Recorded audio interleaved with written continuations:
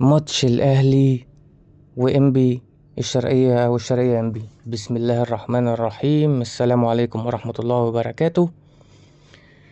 النهاردة هنتكلم عن ماتش الاهلي وانبي الشرقية او الشرقية انبي، مش عارف بصراحة الاسم اللي هم عاملين يخترعوه ده.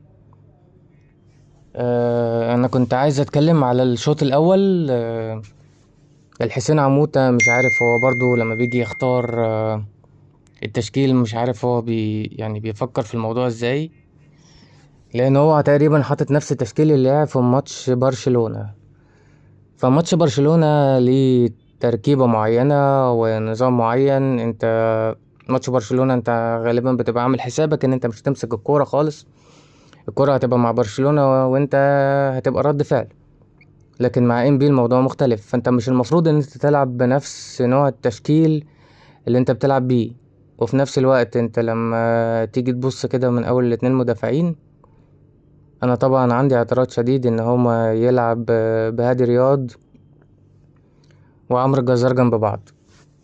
يعني انا بالنسبه لي هادي رياض المفروض مبدئيا يعني، ولو ان الاتنين عندي مستواهم شكله مش عالي، سواء هو أو سواء عمرو الجزار، ممكن عشان عمرو الجزار كان مصاب ولسه راجع من اصابه، ملحقش يشارك الموسم اللي فات خالص، فاحنا ممكن نديله عذره بسبب كده. لكن لو كنت هتلعب في الدفاع تلعب بياسر ابراهيم مع مثلا عمرو الجزار، تبقى الموضوع ملموم شوية. طبعا اعتراضي الأكبر إن طاهر أصلا يبقى موجود في الأهلي لحد دلوقتي. طاهر محمد طاهر بالنسبة لي ما ينفعش، ما بيديش أي إضافة، والأسباب كتير أوي، وتقريبا كتير أوي من الأهلاوية عارفين الأسباب. ولو عارف السبب اكتبه في كومنت،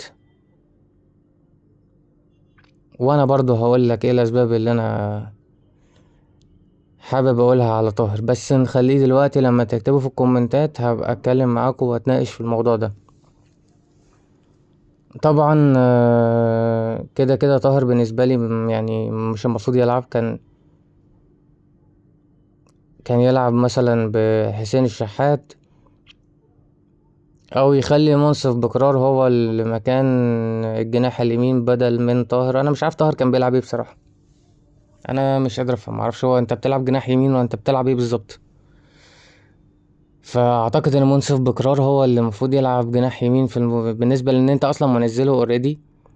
فانا مش عارف انت بتلعبه مهاجم ولا بتلعبه ايه، فانت المفروض كنت تلعب واحد مهاجم تاني مثلا، سواء بقى بن جديدة من بداية الماتش او اوكتاي.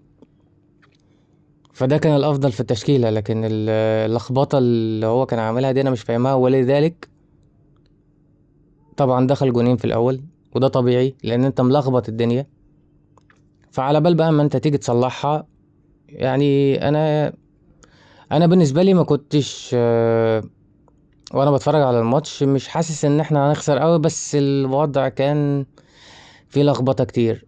طبعا الغلطة بتاعت كوكا لما لعب الكرة بدماغه لورا، اتاخدت على طول شوطة في الجون، مفيش اسيست عالمي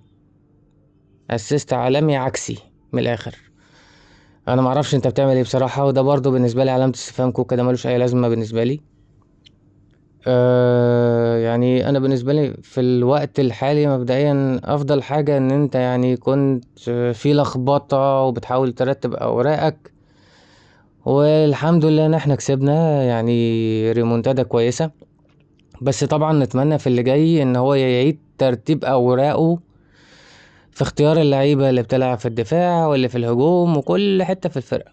بس طبعا انا نصيحتي ليه مبدئيا ما تلعبش طاهر ده تاني. رقم 2 في الدفاع لازم تغير واحد من الاتنين اللي ورا، او تغيرهم هما الاتنين، بس بيتهيألي ممكن نخلي عمرو الجزار مع ياسر ابراهيم، ده للافضل. ده بشكل مبدئي. طبعا اكتبوا لي اي اراء ليكم في التعليقات وهنتناقش فيها مع بعض ان شاء الله. واشكركم، والسلام عليكم ورحمة الله وبركاته.